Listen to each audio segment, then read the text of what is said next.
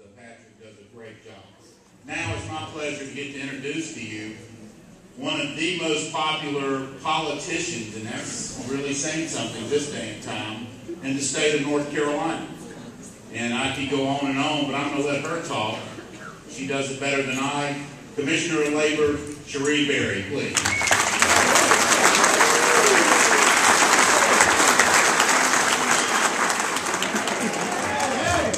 Thank you all so much for inviting me tonight and giving me the opportunity to be here in such a beautiful part of our state once again, to be among old friends, to make new friends, and to just celebrate what being a Republican is all about. So thank you so much for that opportunity, for the wonderful entertainment, for the delicious food.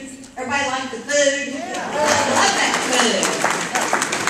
And you know, speaking of food, my sister lives with me. How many of you have a sister?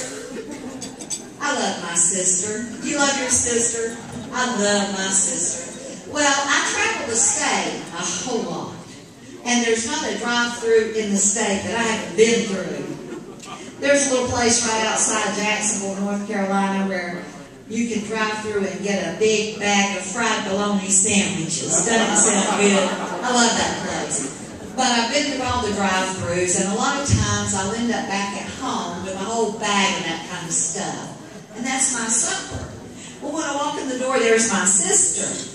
And she's kind of like the drum beating circle downtown, I guess. She likes health food. So we sit down to dinner, and she has her nice crunchy little plate of stuff there, and I'm unpacking my bag and putting my stuff out on the table. And you can imagine what it looks like, lots of fried things.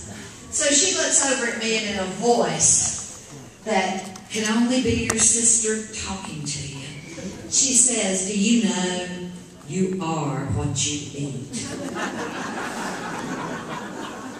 So I look right back at her and I say, "Well, if that's the case and I am what I eat, then I'm fast, cheap, and easy."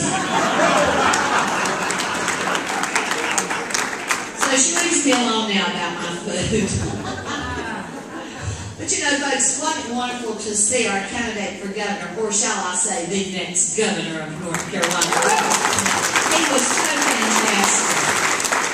And to have our congressman here with us, too. And you know, Corey said in his website that Governor Perdue, I like to call her Dumpling, I like her so much, that she took a secret trip to Pennsylvania the other week. Oh yeah, she did. A couple people went with her too. Took this secret trip up to Pennsylvania to look at hydraulic fracturing. But I don't think she was going to Pennsylvania. I think she was on the road to Damascus because she had an epiphany when she was gone. All of a sudden, she got back here, and no longer was she against hydraulic fracturing and exploring for oil and all that good stuff that our Republican General Assembly wanted to do, that she vetoed that bill. All of a sudden, she was for it. So it must have been an epiphany, don't you think? Paul had one. It was good enough for Paul. Well, shoot, Dumpling could have one too. And I think she did. But, you know, all of a sudden she's saying, okay, hydraulic fracturing, that's fracking. Fracking, I think that's kind of a neat word to say, fracking. But all of a sudden she's saying, now it's good for jobs, it boosts our economy, and goodness sakes, it'll make us competitive in the global market. Yay! So anyway, she's all for it now, so we'll see when the General Assembly gets back in town. Hey, Senator, Representative, think you can override that veto? I think she might be on your side this time. But you know, she did have that epiphany, and I'm sure there are a lot of dumb blonde jokes starting to come her way because of that. And you know, she gets those jokes a lot, and I kind of sometimes feel sorry for her. But I told her, you know, I got a lot of dumb blonde jokes myself. And I said, you know what, you have to treat a dumb blonde joke, Governor, like Dolly Parton taught me. So if people start to tell dumb blonde jokes about you, you know they're not true because number one, you're not dumb. I'm not dumb. And number two, I'm not a real blonde. Gotcha. But anyways, the other epiphany she's had is that she's not running for re-election. And I'm not sure if that was something that God communicated to her or it was the polling numbers.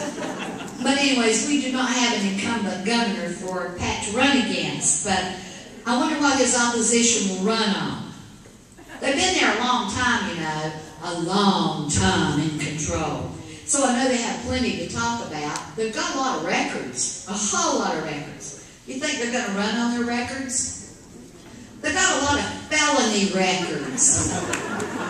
Number one, they got a congressman, Frank Balance, felony. They got number two, Commissioner of Agriculture, Meg Scott Phipps, prison time, felony. They got number three, Speaker of the House, Jim Black, prison time again, felony. And they got Governor Easley, he didn't do time but felony. And we still don't know about the vice presidential candidate, little Johnny Edwards. We don't know about him yet, but I'm sure it's going to be something we'll all enjoy. So are they going to run on their records? I bet they're awfully, awfully proud of those, don't you? You know, folks, it's time, because you heard Pat McCrory talk about it, the corruption and all the guys that have served there. I served in the General Assembly 8 years, and there's some old friends here that I served with, and I know what they're talking about when they say absolute power corrupts absolutely, because it does. And it's time that we restore respect and integrity to all of our state offices, to all of them, up and down the way. And it's time for us to elect Pat McCrory, our next governor. It is time. It's also time for us to increase our majorities in the House and Senate. And please, please, please, I'm begging you on bended knee, please give Steve Troxler, Commissioner of Agriculture, and me some more help on the Council of State. That would be fantastic. You know, when I first was elected Commissioner of Labor, I became a member of the Council of State. For those of you who may not be familiar with it, that's the 10 top elected statewide officials. Now, I'm constitutionally elected. I don't have a boss, except, well, all of you every 4 years. That's quite a heavy responsibility to live up to. But we come together once a month, and it's open to the public, but the public hardly ever shows up. We have a lot of staff people there, because we're talking about buildings, they're going to rent land, they're going to buy bonds, they're going to issue blah, blah, blah. Well, we vote to issue a lot of bonds that becomes part of our long-term debt that you never get a chance to vote on. You haven't voted on long-term debt in this state since the year 2000. Yet the long-term debt has increased dramatically to the point where it is almost too large of a percentage of our entire debt package that people are starting to get a little worried about it. You have not been able to approve that long-term debt. It's certificates of participation. It's funky finance to me, but it's the kind of thing the Council of State does. We also approve leases. Anytime a government entity wants to rent some property, we approve that. We also buy vacant land. Millions and millions of dollars worth of vacant land that 99% of us will never set foot on. And we keep buying this land. Even though we're practically broke, we keep buying this vacant land. Why? We keep pulling the money out of our Parks and Recreation Trust Fund when we have so many repairs and renovations to do to our existing parks that we can't possibly keep them as well as we should be keeping them up so all of you can enjoy them. No, we go out and buy more vacant land to make some more parkland. We need help on the Council of State. That's all I have to say. But folks, we do have an incumbent president to run against. We do. And what a president he is. He just sets new records every single day, doesn't he? Just new records all over the place. Well, for the last almost 4 years, we're now almost $16 trillion in debt. New record. People say we're headed toward Greece. Guess what, folks? Learn to yell, "Opa!" Break a glass on the floor and set your cheese on fire. We're past Greece. Right now, the per capita debt owed by each American is $45,000. In Greece, it's $38,000. So we've just gone on by Greece already. So learn to love burnt chickens. We also have $5 trillion in new deficits, and that's growing. We have lost our AAA credit rating. New things happening all over. We have Obamacare. That's brand new, but we're starting to get a little old with all of us, isn't it? We have also $1 trillion in student loan debt. Now, it's becoming a problem for these young people of ours because in the age group from the mid-20s to the early 30s, they can't get mortgages now because they have student loan debt. But we keep pushing it on them. Everybody's got to go to college. Everybody's got to go to college. It's got to be free, except you have to borrow the money to do it. But the federal government now will let you do that real easily. So, they can't get a mortgage on a house. Only 9% of them last year were able to do that, down from 18% the year before. It's the student loan debt. Is that the next big bubble? Seems to me like it might be. We have 46 million people now on food stamps.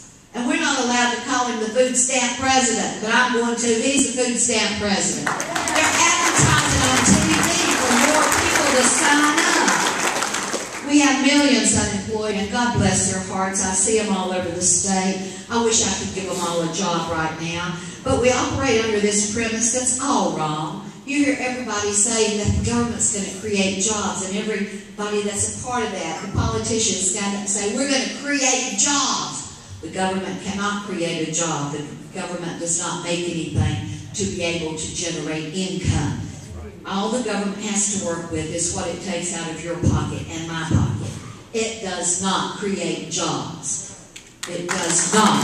All of you risking what you have with your knowledge, you create the jobs. And the best way they can help you do that is to get the hell out of your way. Borrowing 42 cents out of every dollar we spend. Can you imagine doing that at home, borrowing 42 cents out of every dollar you spend? 42 cents out of every dollar you spend. We can't keep that up. We're broke. We are broke. I don't know what you have to do to make them understand that. I just don't know how bad it has to get.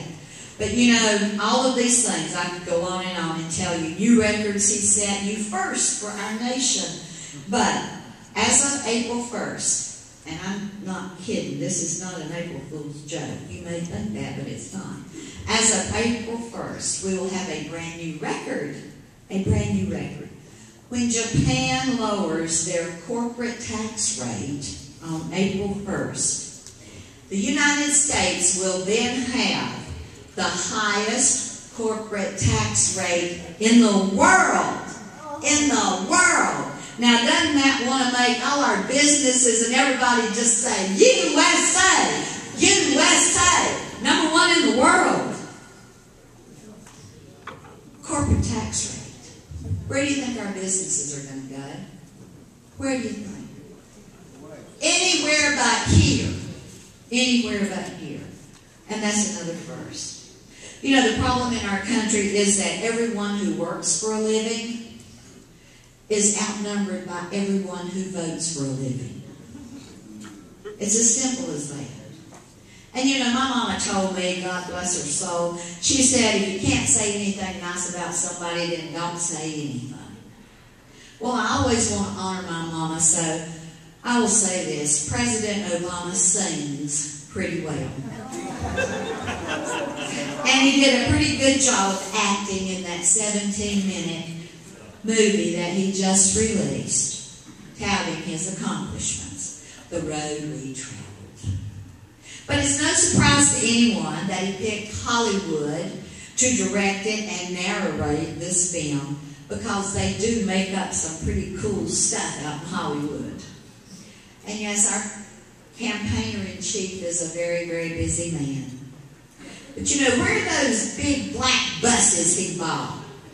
Y'all seen any big black buses cruising around here with Obama in it? I haven't. But you know,